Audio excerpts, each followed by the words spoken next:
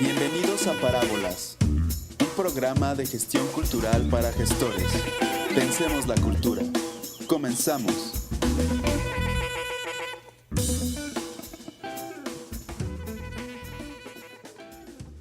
Hola, bienvenidos a un nuevo episodio de Parábolas. Mi nombre es Andrés Castro, estoy aquí con mi compañera Dora. Hola, hola. Y hoy es un programa especial porque tenemos a un invitado que tiene una trayectoria muy grande en el teatro y pues es conocido mío de toda la vida. Es Rodrigo Johnson. Hola Rodrigo, ¿cómo estás? Rodrigo es director, actor y dramaturgo, periodista cultural y fundó una compañía que se llama La Compañía Perpetua en el 94 y ha trabajado en el carro de comillas de la UNAM. ¿Sabes cuántas obras has dirigido y producido? Híjole, pues no sé, más de 30, pero no me he Increíble. puesto a contar. Más de 30 obras ya en su currículum y pues ya toda una eminencia, ¿no? Yo creo. Pues no sé si una eminencia, pero sí alguien que lleva pues 30 años haciendo teatro. Platicábamos un poco justo de tu infancia y de que comenzaste en el teatro pues desde los 5 o 6 años. Sí. ¿Y cómo fue eso? Cuéntanos un recuerdo de eso. Pues Como me de la acuerdo. primera vez que hayas Uno de dicho mis como- primeros recuerdos en la vida es que supongo que era mi cumpleaños, debo haber tenido 3 años. Y una tía mía hizo una función de títeres y yo la vi, me gustó. Y luego empezamos a hacer títeres nosotros y luego me compraron títeres y luego pues empecé a actuar con mis primos y a dirigirlos y a escribir. Y desde ya. entonces no has soltado el teatro. No. O el teatro no me ha soltado a mí más bien. Qué locura. Creo que no he conocido a tantas personas que pues que hayan tenido como esa intuición y esa vocación desde los 5 o 6 años, ¿no? Sí, por un lado es un privilegio y por otro lado tiene algo de maldición también, ¿no? Lo digo con yo feliz, pues, y de poder haberlo realizado, ¿no? Porque pues, igual tienes esa vocación y Claro. la situación de la vida no te lo permite, ¿no? ¿Y cómo empezaste a autorrealizarte en ese sentido? ¿Estudiaste en la UNAM? Sí, bueno, de niño estudié en el escenario del arte, que era en Santa Catarina, luego estuve en CADAC, ahora CADUC, como le dicen. Y luego estuve en letras hispánicas y teatro, pero ahí en la prepa tomé un curso con unos actores colombianos callejeros que vinieron a un Cervantino y se quedaron. Me gustaron, les pedí que me dieran clases y armamos un grupo, en fin. Y hoy tenía 15 años. Y después de esa experiencia, un taller increíble e intensivo de una semana, dije, no, ¿cuál letras? Es teatro. Y entonces acabamos la prepa, entré al CUT, al Centro Universitario de Teatro de la UNAM, que en ese entonces existía la carrera de dirección escénica. Okay. Cuando estaba Ludwig Margules. De hecho, yo iba a actuación, pero me hicieron la entrevista y me mandaron a dirección, entonces, en fin. O sea, ¿no fue tu decisión que te especializaras en eso un poco? No, yo quería hacer dirección, pero tenía 18, 19 años. Y para estudiar dirección necesitabas tener 23 mínimo y una licenciatura. Y pues yo acababa de salir de la prepa, entonces pues, estudio actuación y de ahí me paso a dirección. Pero, en fin, a la hora de la entrevista me dijeron, ¿te vemos más para dirección? Digo, sí, pero pues, no cumplo los requisitos. A ver, que te entreviste Margules. Ya me entrevistó Margules. Me preguntó, edad, pues, 19 años. Licenciatura en, pues ninguna. Dice, ¿qué haces aquí? Digo, no sé, yo iba para... Dice, bueno, quédate, pero a cambio tienes que estudiar una carrera. Entonces me metí a letras hispánicas paralelamente. Okay. Y bueno, me trajo un chinga durante 2 o 3 años y ya me fui quedando, y me quedé en dirección, que era lo que yo quería. Y luego la carrera desapareció, desgraciadamente. Y en ese momento empezaste ya a dirigir obras. O sea, como... Sí, desde antes.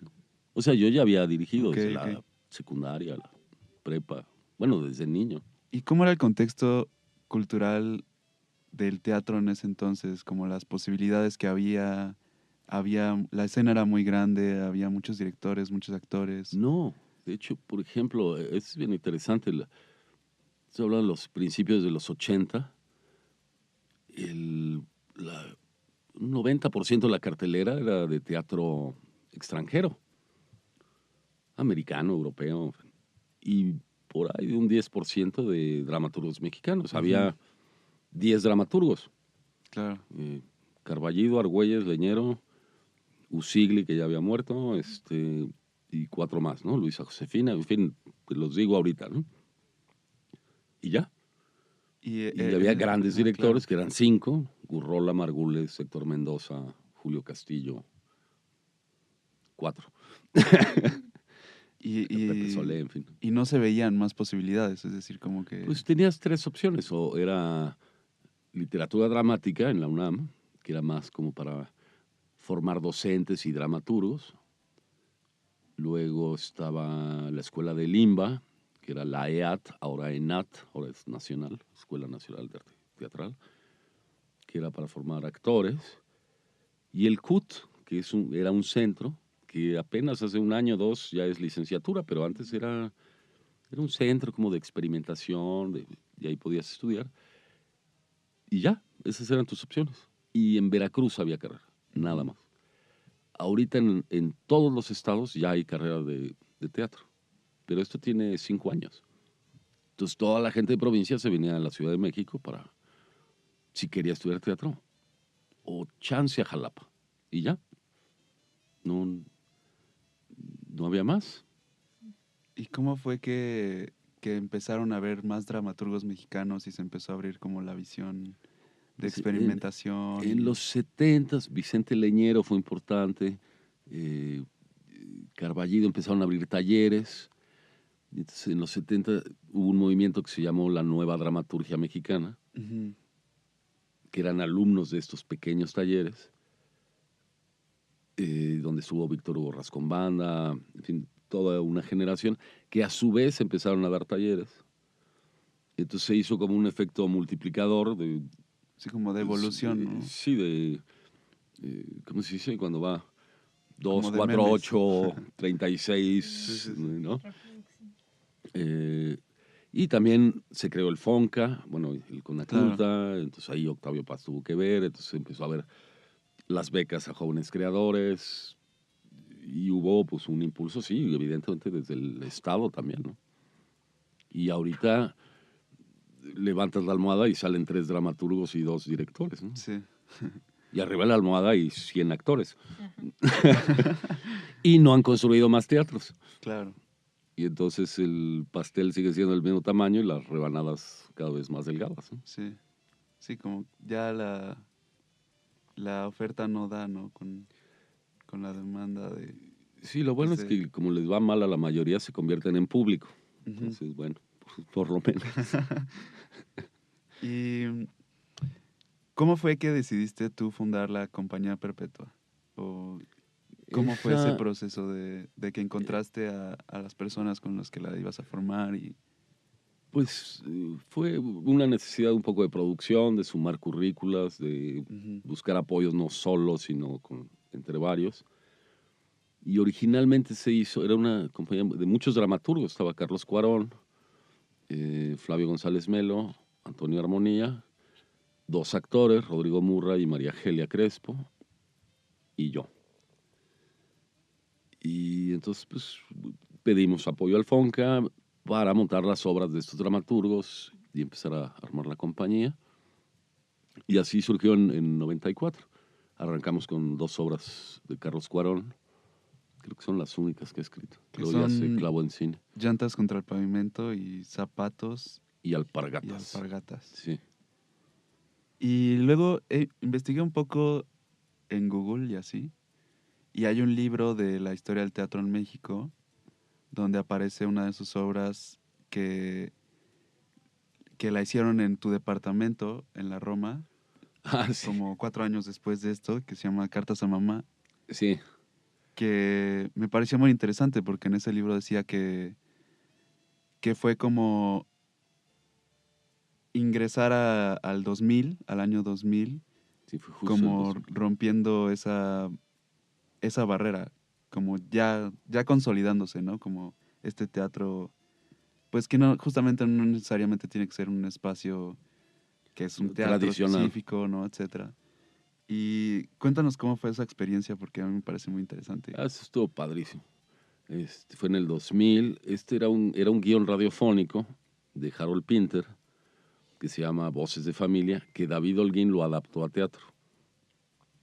Me lo dio para... Yo le dije, dame algún texto a dirigir. Me dio este. ¿Y a qué te refieres con guión radiofónico? ¿Cómo? O Sí, era sea, un como guión, un libreto para para un hacerse en la radioteatro. radio. Ajá, ok. Para hacerse con actores, pero por radio, como eran los radioteatros. Claro. Entonces digamos que lo convertimos en teatro-radio, Ujú. ¿no? De radioteatro a teatro-radio. Y la historia es toda en una casa de huéspedes siniestra con varios espacios simultáneos. Y entonces primero no entendía nada yo cuando leí la primera vez que leí el texto. Y estaba yo ahí en mi departamento y de pronto vi al gato, porque los gatos ven fantasmas, ¿no? Quién sabe, de pronto se alucinan y empiezan. Entonces cuando me cayó el 20 que ven fantasmas, dije, claro, no le estoy entendiendo a la obra porque esta obra es de fantasmas. Es decir, ¿quién dice que en este departamento viejo donde estoy yo ahorita vivieron otras personas? ¿Y qué tal si siguen aquí nada más que yo no las veo? Y el gato sí las Y el gato sí. Y a raíz de eso dije, la obra, claro, ya entendí el texto. Y entonces, ¿dónde es? Pues es aquí. Son esas voces que están atrapadas en un espacio, ¿no? Y, por ejemplo, de hecho, el gato actuaba, ¿no?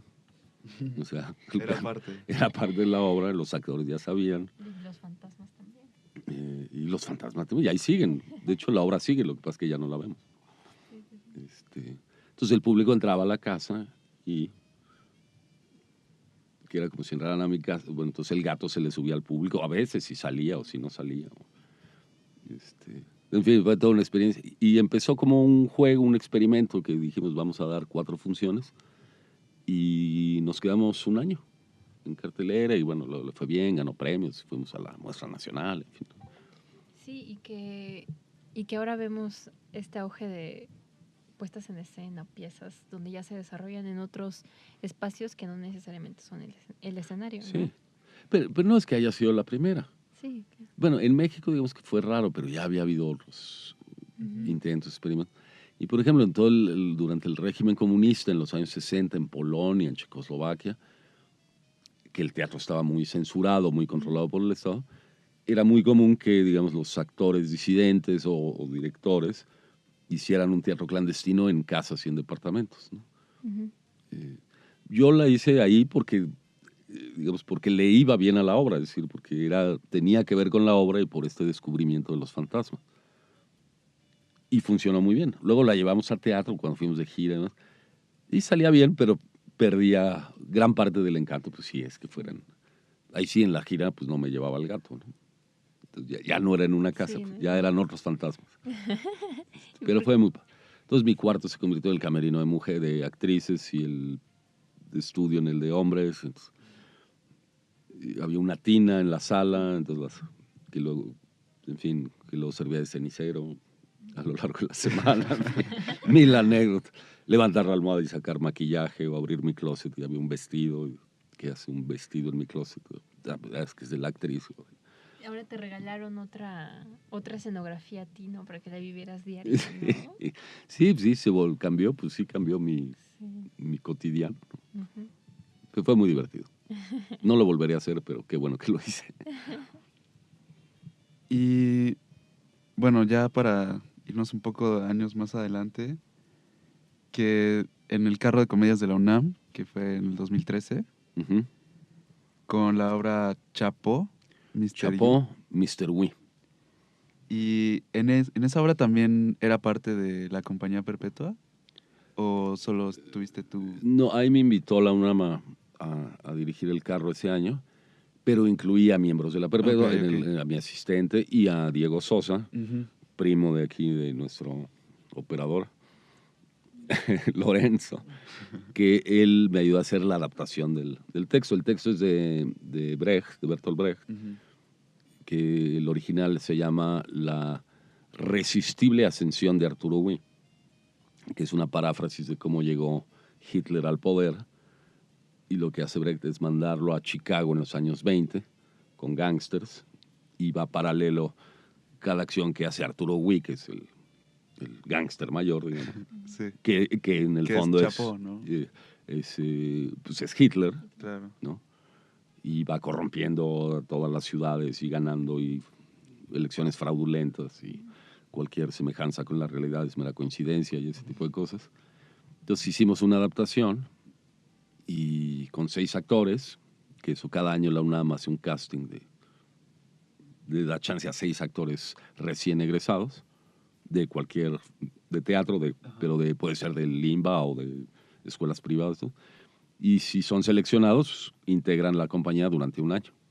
Entonces es una experiencia increíble para ellos, también para el director, y se va de gira por todo el país. Entonces, creo que con esa obra llegamos como a, no sé, más de 500,000 de espectadores, que para una obra de teatro es muchísimo. Sí, sí, sí. Ujú. Sí, es ¿no? muchísimo. Digo, en tele lo logras en 5 segundos, pero en teatro 500,000 es porque se presenta en plazas y descansan un día a la semana los shows, si es que les toca descanso. ¿Y en qué lugares de la República? ¿En cuántos estados estuvieron? ¿No? Híjole. ¿Todos? O... El director no va, de hecho yo solo fui a una gira porque no tienen presupuesto, entonces solo logré que me invitaran a Tamaulipas. Pero pues yo creo que probablemente toda la República, o la gran mayoría, Zacatecas, Jalisco, Quintana Roo, en fin. Es un súper proyecto que habría que replicarlo. Cada delegación debería tener un carro de comedias. Si somos 20 millones de habitantes, Sí. pues apenas. Sí, sí, sí. Y es gratuito, el público se acerca. Ujú. Son obras clásicas o adaptaciones, pero siempre desde pues, el humor irreverente.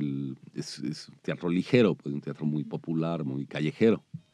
Sí. Es ese carrito que llega, se abre un pequeño escenario y vámonos, ¿no? Padrísimo. A mí me gustaría saber por qué eliges una obra y no otra. O sea, ¿por qué decides, por ejemplo, tomar una pieza de Shakespeare o de Bertolt Brecht o de algún otro dramaturgo? Pues depende qué quieras decir en Ujú. cada momento, ¿no? Ujú. Por ejemplo, de Shakespeare. Ujú. Yo estaba por cumplir 40 años y dije, no puede ser que yo llegue a los 40 años sin haber dirigido un Shakespeare. Claro. Y entonces dije, ¿cuál? ¿no? Bueno, pues claro, primero pues dije, pues Hamlet, ¿no? Pero entonces Hamlet, el príncipe joven, lo voy a hacer viejo. Un Hamlet viejo, a ver. Entonces hablando con Flavio González Melo, ¿no? ¿Qué tal un Hamlet viejo? Pues, un Hamlet, pues para eso está Lear. Ah, pues sí, el Rey Lear. Entonces voy a ser un Rey Lear joven. Digo, no, ya, déjate. ¿Cuál es el conflicto de Lear? Bueno, el llegar a este cambio de edad y todo, que era lo que me iba a pasar a mí al entrar a los 40. Dije, bueno, pues ¿por qué no? Más la relación con mi padre, en su momento conflictiva y fuerte. Dije, bueno, pues esta. Entonces, leyendo el texto, dije, esta es la que me ayuda a contar lo que quiero, en lo que estoy pensando, lo que me está ocupando ahorita la mente. Entonces escogí Lear, hice la adaptación, fue todo un proceso y logré llegar. Esto empezó cuando yo tenía 35 años y logré llegar a los 40 estrenando. Cumplir 40 en el teatro, pues, con el Rey Lear. Y bueno, Cartas a Mamá me acababa de cambiar de casa, entonces venía sentido, tenía el gato y entonces aparecieron los fantasmas. Entonces, puedes tener, yo tengo intereses me gustaría montar tales obras, pero antes de llegar a ellas se te cruzan otras y se te aparecen y te pasan cosas en la vida que dices, no, esa no la quiero montar ahorita quiero hablar de esto más bien, ¿no? Entonces por ahí te vas. ¿Y cómo fue el proceso justo en ese sentido de Falstaff, que fue en el 2015? Y cuéntanos cómo fue toda la gestión también de los procesos de burocracia entre el año de ¿cómo se llama? En ese momento fue el año México, México, Reino Unido. Ajá. ¿Y cómo fue todo eso? Pues nuevamente ahí fue Diego Sosa que escribió esta obra como parte de la compañía. Dije, bueno, pues hay que montarla, yo la dirijo. Ujú. Y luego, como estuvo, él se fue a estudiar su maestría a Londres. Entonces, bueno, pues ¿por qué no la montamos en Londres? Y entonces, órale. Y entonces luego dijimos, bueno, ¿y qué tal si se monta en Londres, pero al mismo tiempo en México?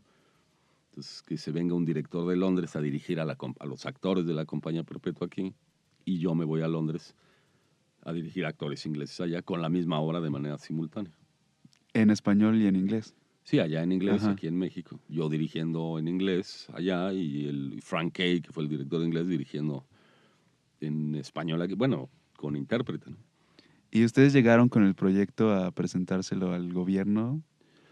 Es una Oh. labor larguísima. O sea, por un lado fue FONCA, luego British Council, luego Secretaría de Relaciones Exteriores, más la universidad, el El Royal King's Holloway College. allá, Royal College.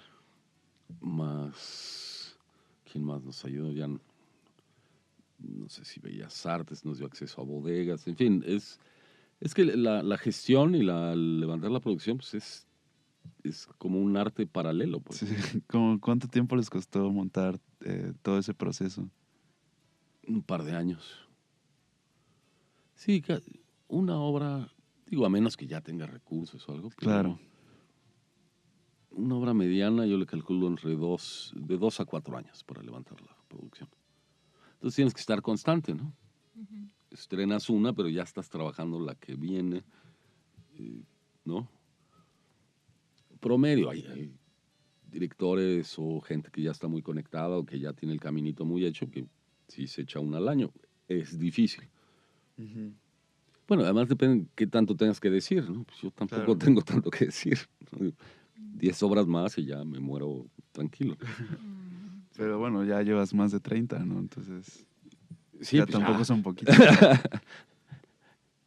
Y quería hablarte también de otro tipo de espectáculos como los musicales, que has hecho otros musicales. No, lo que sí he hecho y me ha acercado mucho, he trabajado bastante a Brecht. Y Bertolt Brecht, es para mí tal vez el Shakespeare del siglo XX, con una obra impresionante. Casi todas sus obras tienen canciones. Entonces no es que sea un musical en lo que entendemos comúnmente, ¿no? Que pensamos en El Rey León o en Mary Poppins o en, ¿no?, esta cosa Broadway, sino el teatro con música, que parte más del cabaret, de la denuncia, de la canción como un elemento, de pronto más cercano a la ópera o a la opereta. Ujú. Entonces, bueno, yo me enamoré ahí de Brecht, de hecho saqué un libro que se llama Brecht en México. Y es un recurso que usas mucho, ¿no? Pues en casi Brecht te lo todo. exige. Ujú. Y entonces, bueno, ya llevo 3, 4, Arturo Weir, pues de Brecht. Ujú. Y luego, por azar, conozco a este dramaturgo inglés, más bien compositor, Karl Lefkowitz, que escribe una obra sobre los brigadistas internacionales que se unieron y que pelearon por la República Española en la Guerra Civil. Yo estudié en el Colegio de Madrid, creo que tú también. Ujú. Y bueno, pues yo cada lunes cantaba el himno republicano, entonces, bueno, pues te jodes, como que el tema lo llevas. Y entonces cuando leo el texto, y me digo, pues este es el texto que yo tengo que escribir, porque son todos mis recuerdos y memorias de infancia, del colegio, de mis maestros. Sí, ya es casi tu de- historia, ¿no? También. Entonces se vuelve parte de tu historia y de tus valores. Más la parte inglesa, que por otro lado me toca a mí, por mi padre, en fin. Y entonces, bueno, digo, pues yo la hago, y es un musical. Y curiosamente, por ser la temática más social y el momento histórico y demás, pues toca muchísimo a Brecht. Entonces, digamos que por ahí es que le estoy entrando, ¿no? ¿Y cómo ves tú el desarrollo de casi 24 años de la compañía Perpetua? y los retos que tenían antes y los retos que tienen ahorita y cómo han cambiado, cómo se los plantean. Pues cambió mucho. De hecho, ahora es Teatro Perpetuo SADCB, digamos, Ujú. ahora es una empresa. Empezó como un grupo más con estos dramaturgos, con la idea de montar las obras que iban escribiendo. Los actores, bueno, Murray se agarró un camino, María Gelia creo que ya no actúa, Cuarón se fue más al cine, igual que Antonio Armonía, Flavio sí sigue en teatro, sigue escribiendo, pero también dirige. En fin, los intereses fueron cambiando, entonces yo dije, bueno, o desaparece o le doy un giro. Entonces dije, bueno, voy a llamar como Sangre Nueva. Ujú. Entonces me convoqué como a otro grupo de gente 10 años después o más. Sí. Y entonces ahí decidí que había que darse de alta, o sea, constituirse como una Sí, claro, sociedad para poder pagar impuestos, poder entrar a convocatorias. Y entonces que se volviera más una especie de productora Ujú. de nuestros proyectos, pero ya con razón social, contador, administración. Y pues eso cambió radicalmente no los objetivos o el amor al teatro o el tipo de teatro, pero sí la manera de hacerlo, ¿no? Sí, como las estrategias, ¿no? Y estrategias. Bueno, ustedes están en gestión y aquí en el claustro de Sor Juana, pues probablemente sea la primera universidad en abrir la carrera o en interesarse ahí en el tema de la gestión, que para México es algo muy nuevo. En Inglaterra o en Estados Unidos es algo que tiene 80 años por lo menos, ¿no? Y México no creo que lleve 10. En fin, muy poquito. Sí, lleva como desde 90, 90 y un tantos, poquito ¿no? por ahí. Y ha ido empezando, y no había textos, no había sistematización. Entonces, ¿cómo producías? Bueno, pues te llevabas bien con el funcionario en un turno de la UNAM o del IMBA, o te esperabas al cambio de sexenio, ya. Sí. Esa fue mi clase de producción, ¿no? No, pues llévate bien con el del IMBA, y si no, con el de la UNAM, y si no, te esperas al cambio de sexenio, ya. Ah, ok. Sí, mi clase de producción con Margules duró 15 minutos, menos. Lo que te acabo de decir, eso fue mi clase de producción. Entonces, hasta hace muy poco se empezó a sistematizar. Y entonces, por ahí la Perpetua también ya fue entrando como a ese, Claro. cómo hacer una carpeta, cómo pedir, cómo se pagan los impuestos. Yo, 10, 15 años después de terminar la carrera, me enteré que el teatro pagaba impuestos. Pues todo el teatro lo había hecho con la UNAM, entonces yo no sabía que había que ir a Tesorería y Cosetec, porque la UNAM lo hacía. Ujú. Entonces tú estudiabas teatro y nadie te decía, oye, ojo, cuando hagas teatro vas a tener que pagar impuestos. Entonces, digamos que todo eso es muy reciente. Entonces, qué padre que haya una carrera donde gente como ustedes estén entrándole, ¿no? Sí, entonces ya saben a los gestores y actores que están escuchando que presten atención a los impuestos, Sí. porque sí hay, ¿no? Y No, pues si no los contemplas, se te desbalancea todo el presupuesto y a la hora estrenas y tú creías que ibas a recuperar tanto y cuál, se lo debes a Hacienda. ¿No? sí deberíamos hacer un programa de esos impuestos fantasma, porque hasta por presentarte en un lugar con 10 personas donde estás presentando a niños vestidos de conejo, tienes que pagar impuestos. Puede ser. Entonces, Y depende del espacio, depende en fin, que eso no te lo enseñaban en la carrera. ¿No? sí, Y el director era el que producía, bueno, el que iba con el funcionario en turno a pedir apoyo. Ujú. Y el mundo cambió. Es decir, México era también un país mucho más estatista, de un solo partido. Y de pronto, pues no, resulta que, en fin, que no, el gobierno ya no da tanto dinero, tienes que conseguir recursos, se generan figuras como EFIARTES, entonces más vale que sepas algo de el rollo fiscal, si quieres, entonces, y de empresas, y de marketing, y surge la figura del broker, entonces, pero hay que pagarle, pero está prohibido pagarle, entonces hay que esconder ese dinero, pero sí pagarle. Hay que facturarlo de otra Y manera. facturar de otra manera. Todo eso. Sí, yo estudié teatro para no levantarme temprano y no hacer números. Y acabé luego en teatro escolar a las 7 de la mañana y lo que más hago son números, ¿no? Para cuánto debo y cómo le pago y dónde consigo y cómo deduzco, ¿no? Sí. Y luego ya la parte bonita, ya al final, pues ya voy y dirijo unos actores y presento, ¿no? Pero ya llegas exhausto, pues. Sí. De hecho, ahorita me acabo de asociar con una productora. Ujú. De hecho, él es maestro aquí, el director de Petit Comité es Samuel Sosa, nada que ver con Lorenzo, ni con Diego, pero él da clases aquí de producción de espectáculos, aquí en el claustro. Tiene su compañía. Entonces creo que por primera vez le estoy dejando como toda la carga de producción, claro, superviso y estoy ahí, pero no me la he hecho yo, y poder dedicarme realmente a dirigir, ¿no? Claro. Y no a ver cuánto cobró el sastre y cuándo se le paga, ¿no? Ujú. Y bueno, entrando en tema de gestión, ¿cómo es que logran sostener la compañía, bueno, el teatro, ya esta empresa, ¿no? O sea, ¿cuáles son los mecanismos que siendo empresa implementan para llevar a cabo las obras? Pues mira, por ejemplo, ahorita trabajamos con una ONG que se llama Educadores Sin Fronteras, que tienen una serie de programas pedagógicos, sobre todo con maestros de educación básica. Entonces, por ejemplo, ellos me encargaron una versión de Casa de Muñecas de Ibsen para tratar el tema de violencia de género. Entonces hicimos esta versión para ese público en específico, en una versión de 1 hora que pueda viajar, ¿no?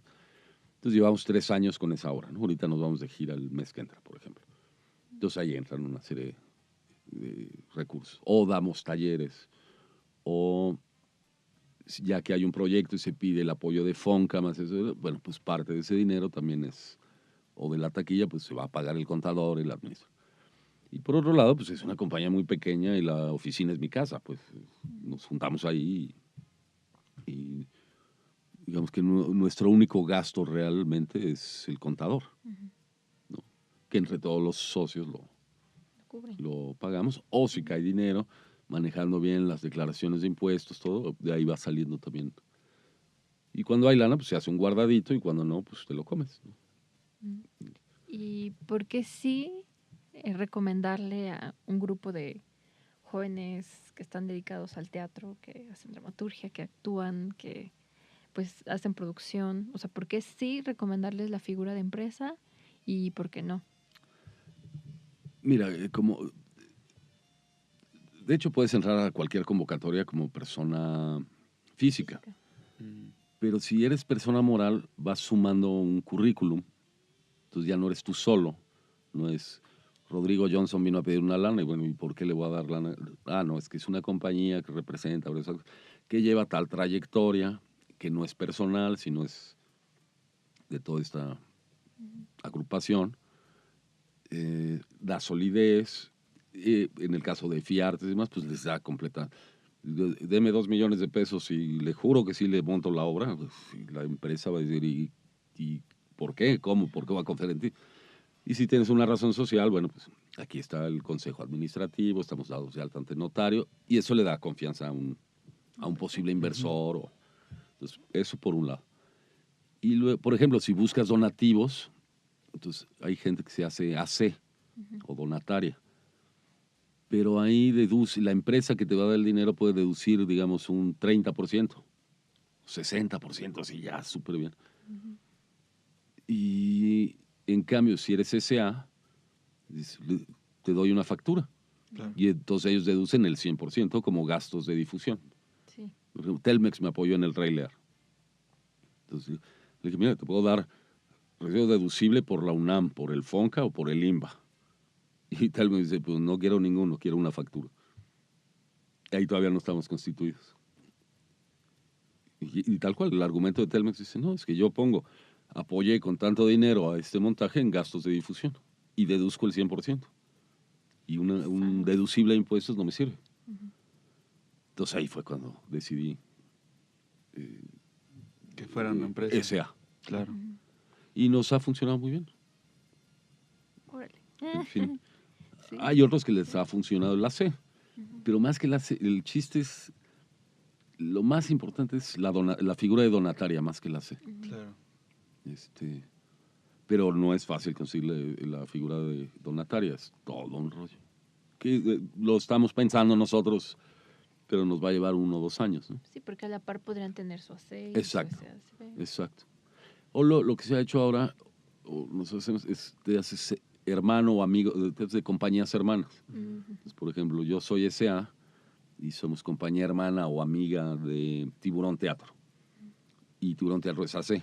Entonces, si yo consigo un donativo que quieren ese tipo de recibos, Tiburón Teatro me lo presta. Y si ellos consiguen uno y necesitan una factura, yo se lo presto. Se los presto. Y claro, cada compañía absorbe los gastos que haya que pagar. Entonces, también todo esto ha provocado una como solidaridad, un conocerse entre grupos que antes no existía. Que es justo un poco lo que te iba a preguntar de ¿cómo crees tú que se genere más interés o crezca la escena del teatro justo a través de colaboraciones o de afianzar proyectos como en ACES o en SADCB o...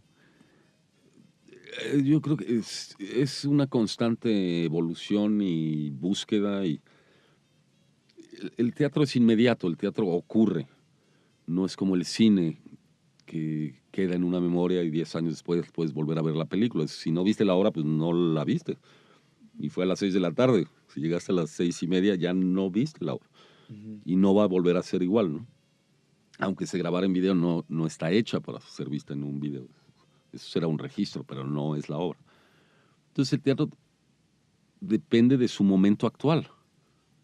Entonces es un arte, un oficio en constante transformación. Entonces, pues ahorita están funcionando estas CCA, pero el año que entra, no sé, gana el peje y dice, no, ya no se puede deducir impuestos por acá. Pues entonces tiras tu SA y ahora... El peje por decir uno, ¿no? Pero gana MID y dice, ahora va a ser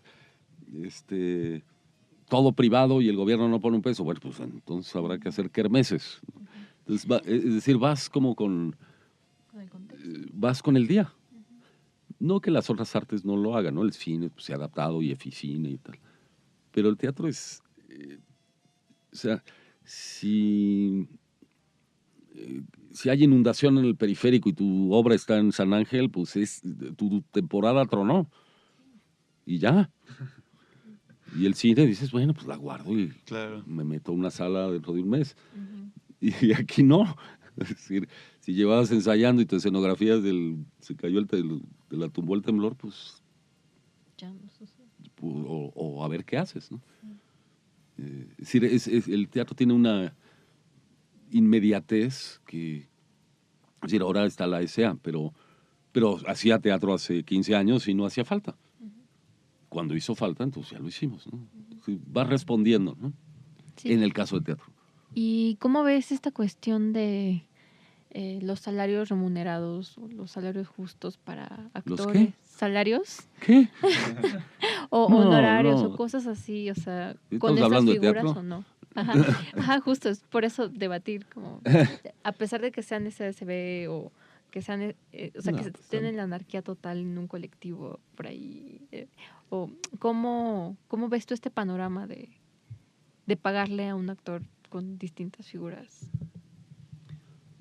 Pues al actor no le importa mientras le puedas pagar, ¿no? La gran mayoría pues tiene su RFC y ellos tienen que checar, o sea, va a cobrar tanto por función, bueno, tanto masiva, entonces ellos tienen su contador y lo va. En el caso de nosotros de Teatro Perpetuo, podemos pagar por asimilados y entonces ellos pagan un poco menos de impuestos, nosotros hacemos la declaración. Si trabajas en la UNAM y entras como a nómina INBA UNAM, bueno, pues ahí ya te llega tu cheque limpio. Si trabajas con Morris Gilbert, pues es distinto. Ahí sí es contra recibo, como honorarios. Entonces depende de la producción. También ahora hay todo un cambio bien interesante de lo que está pasando ahora con la ANDA. Antes, si tus actores no estaban en ANDA, no podían trabajar. Luego, el sindicato, en fin, sufrió 1000 transformaciones y ahorita casi ningún productor usa ANDA, que te eleva los costos de producción. Pero la ANDA ya está otra vez reestructurándose y quieren ir por todo. Que claro, como productor dices, pues no me conviene porque entonces tengo que pagarle al delegado sindical. Pero por otro lado sí te conviene, porque si tu actor sufre un accidente, pues quien pague el hospital y quien pague el seguro, o si se te muere, pues el féretro. Y la ANDA cubre todas esas cosas. A mí se me accidentó una actriz en una obra, que por suerte ella sí estaba en ANDA, y se rompió la columna, ¿no? O sea, yo de dónde hubiera podido pagar una operación, y Hospital Mosel, y entonces ahí de pronto dices, bendito sea el sindicato, ¿no?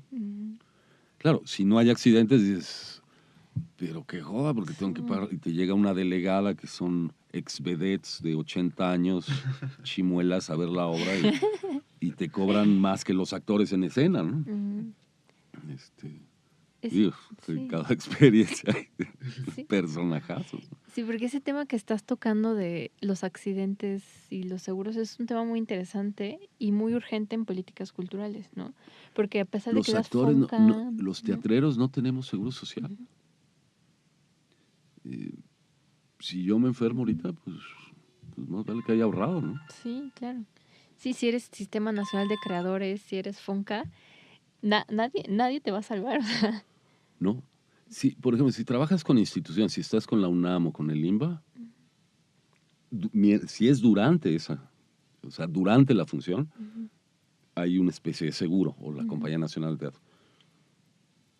Pero si estás trabajando en la UNAM y tienes diabetes, pues no comas dulces. Ajá. Este, Sí, cuidado, ¿no? O sea, no tienes medicina, no tienes nada. Sí. Solo te cubrirían en caso de que el accidente sea de trabajo, o sea, en sus instalaciones. Entonces la ANDA tiene como ese sentido, ¿no? Pero eleva costos, en fin, ese es un Sí. debate Sí, muy interesante. choncho, Sí. pros y contras. Y tú en ese sentido, no tanto de qué hagamos, porque es un tema muy complejo de ejercer pues en el arte, ¿no? Porque a veces las aseguradoras no quieren realizar negociaciones con compañías de teatro, o sea, como que no les interesa porque no ven Pero además eres freelance. Sí, claro. A mí me piden, ¿no? Cualquier trámite, ocupación, director de escena. ¿Qué es eso? Pues dirijo teatro. No, pero ¿de qué vive? Pues de eso. ¿Cómo? ¿Cuánto gana al mes? Pues depende. A veces gano, a veces no. ¿No? Y un actor igual, ¿no? Digo, yo siempre he tenido como otras chamas, o he trabajado en la CEP, o en la UNAM, o en Universidad Pedagógica, o en periodismo, ¿no? Pero como teatrero, como gente de teatro, pues sí, a veces, si hay obra y te pagan, pues tienes dinero, y si no, no. Entonces, como cualquier freelance, un pintor igual, ¿no? Un bailarín, un músico, a menos que sea músico ya de una orquesta, ¿no? O FUNAMPRO, digo. Pero el que sea un músico, pues, ¿de qué vive? Pues si hay toquín, y si no, no. Si hay hueso. Pues sí. Entonces ahí sí habría que pensar en una política de seguridad social. Y otra, como gestores y demás, por ejemplo, incluir en los presupuestos, comprar un seguro. Seguro. ¿Qué pasa si a media temporada se te muere el protagonista y ya tenías 5 fechas vendidas y ahora, pues, ¿qué? Devuelve las entradas o... Además, claro, de ayudar a la familia del actor que se murió. O, en fin. ¿No vieron All That Jazz, la película? ¿No la han visto? Si pueden, búsquenla con Robbie Schneider, de Bob Fosse. Y es la vida de este coreógrafo y productor que aseguran la obra y en fin, ya la verán, pero el caso es que es la primera obra que podría ganar dinero si el director se muere y si no estrena. Es decir, entonces los productores, el director es un disipado reventado que se enferma por la vida que lleva y los productores se encargan de llevarle cigarros y alcohol y demás al hospital para que se muera. Pues gracias a que se muere, la obra es un éxito y nunca se estrena. Pues sí, tal cual esa supervivencia de... Sí, pero nadie todos contempla en los ello. seguros como un seguro de la producción o de los actores. Si no tienen nada y tú eres el productor y en el teatro se le cae un reflector en la cabeza y se descalabra, pues más vale que contemples cómo pagarle. Sí. Sí, eso es muy importante. Anoten. Saquen libreta, recordatorios de por vida, ponerse seguros en los presupuestos. Calcular o pensar Sí. en alguna opción o pagar el seguro social, que se Ujú. vale pagar también una Se cuota vale. anual. Creo que Ujú. puedes asegurar también por periodos cortos, en Ujú. fin. Pero eso sería una materia hasta tal vez de tesis de alguien de gestión. Sí, los seguros Sí. médicos. O incluso vender los seguros, ¿no? Para artistas. Ah, Por temporada. Pues sería un súper... súper negocio. Yo sí lo pagaba. Sí. O sea, como director, digo, Claro, ¿cuánto me claro. cobras? Pues más vale. Sí. De aquí a que termine la temporada, sí pago, no sé, X cantidad, ¿no? Sí, ahí deberíamos hacer negocio. Sí, yo creo que sí hay necesidad de eso. Pues yo quisiera que nos contaras o sea, como tu experiencia más bonita en el teatro o tu obra más importante como personalmente para ti. Híjole. Y después nos platicarás qué tienes planeado, cuál es tu proyecto actual en el que estás ahorita. Y pues sí, eso. Pues bueno, el proyecto actual es el que les contaba de Goodbye Barcelona, Goodbye, Eh, Barcelona. con la idea de estrenar en el 12 de abril del año que entra, antes del Día de la República, que es el 14. Estamos justo viendo teatro, si es el Silvia Pinal o el Rafael Solana del Veracruzano, o los dos, más colaboración de la UNAM. Entonces estamos, ahorita lo que oyen es mi WhatsApp de que están con el casting y demás. Ahorita tengo que ir a checar eso. ¿Y cuándo lo empezaste a planear? ¿Cuándo se te ocurrió la Es- idea y cuánto Digamos que llevas? entré en contacto con el autor y todo hace ya, va para 3 años. Ok, O sea, cuando estrenemos van a ser 4. 4 años. Son procesos larguísimos, ¿no? Pues hay que levantar Claro. ahorita cerca de 4 millones de pesos. Entonces, pues, de los cuales todo se va Sí, en la producción. en producción y en sueldos, pues, De todos, ¿no? pues no miserables, pero sí muy bajitos. Sí, sí, Pero sí. claro, son 15 actores, más 4 músicos, más escenógrafo, vestuarista, realizador. Entonces, dices, 4 millones. No, pues mira, y le metes 4 años. Si lo Sí, divides claro. por mes, es como si, Sí, ok, sí. gané 2,000 pesos al mes, Ajá. o menos. Sí, sí, sí. Entonces, digo, no es por ahí. Los actores sí trabajan mucho menos, digamos que si se concentran, en este caso van a ser 9 semanas. ¿Y cuánto tiempo crees que estén ensayando y como en la recta final ya de la producción? Estamos calculando un proceso de 9 semanas, Ok. entre construcción, escenografía, ensayos y ya. Y estreno, ya ¿no? estar listos. Sí, que es bien poquito. Sí, es Son poquito. 2 meses, ¿no? Ujú. Que es para México es muy poco, pero por ejemplo para Londres es muchísimo. Broadway son 3 semanas. Mm. Y todo Y el la resto del tercera tiempo semana es- paga sueldo. Ajá, sí, hasta el Entonces, final. los actores ya llegan al primer ensayo con el texto memorizado. Claro. El director ya tiene el trazo escénico, Sí, sí, ya sí. está todo diseñado. Entonces, cuando llegan los actores a ensayo, en 3 semanas están, Ya está listo ya todo, están, sin ya errores. se abre el telón. Si no, les tienes que pagar doble. Entonces, es decir, Son como, justo como costumbres, ¿no? De los son lugares y... modos de producción completamente distintos, con pros y contras. Claro. Por un lado, sí, teatro ya es de una eficiencia y de una... Sí, sí, sí. Pero por otro lado, muchas veces menos profundo, con menos arriesgue, menos investigación, porque todo es contrarreloj y Tal vez menos química, ¿no? pues tiene que ser efectivo. Claro. ¿no? Y aquí hay todavía un chance de investigar, de laboratorio, de experimentar, de analizar personajes. ¿no? Fui a dirigir a Londres el año pasado. Entonces, cuando les dije que va a haber una semana de puro trabajo de mesa, no lo podían creer. Pero ¿por qué? Sí, pues, Les pareció así pues para una analizar los eternidad. personajes. No, un lujo así. No, Sí. estaban felices, pero era así. Pues es que aquí no se... O sea, ya el actor llega con, pues yo creo que mi personaje va por aquí, Claro. y ya sobre la marcha en el ensayo el director dice, no es por ahí, es por acá, y vamos. analizar, lean tal libro, vamos a ver una película que tiene que ver con el tema. No pasa. No, y eso sí se puede hacer todavía en México, ¿no? Sí, que eso es súper rico, ¿no? Así, O sea, es pues, como... es lo más divertido. Sí, sí, sí. Hasta el actor se envuelve, ¿no? No solamente es un artificio, no es una máscara No, ahí no, es un delgadita. artista que Sí. busca un mundo propio para comunicarlo Ujú. en concordancia con el director y el dramaturgo. Y se adentra. No es nada más una chamba, ¿no? Ujú. Aunque a veces también es nada más una chamba, ¿no? Y bueno, cuéntanos cuál es la obra que más cercana tienes a ti, como... Pues cada una ha sido en épocas tan distintas, ¿no? Bueno, Cartas a Mamá por haber sido en mi casa, pues tiene un valor especial. O El Rey Lear por cuestión de la figura de mi padre y de mi edad en ese momento. Pero te podría decir que... O en la que hayas alcanzado como conciencia de una madurez como director, como muy fuerte. mm, vas creciendo en todas, ¿no? Pero... Y cada una te va aportando, te va diciendo. Sí, mi primera obra, digamos, ya profesional fue a los 19 años.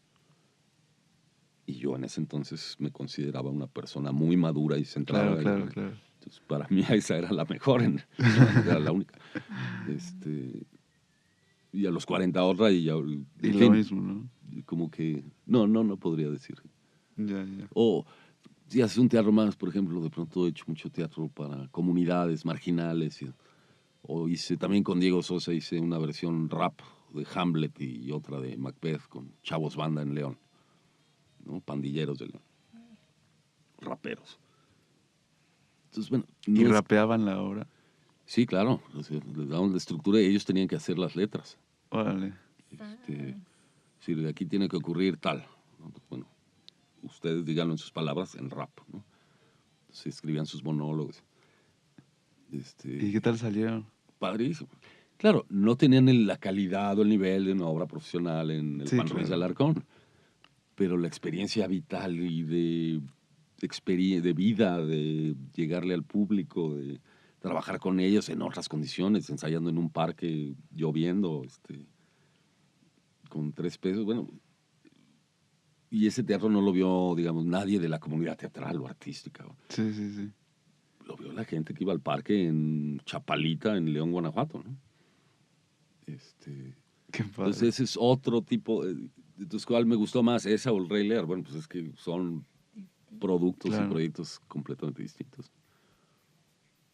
Y, por ejemplo, en esos dos ejemplos, ¿cómo cambia la función de ser director? Pues digamos que todas tienen un poco, en fin, es el mismo oficio. Pero, por ejemplo, en León, pues ahí eres más un maestro, casi eres una especie de trabajador social, ¿no? Y los chavos me decían sensei, ¿no? Porque pues, pero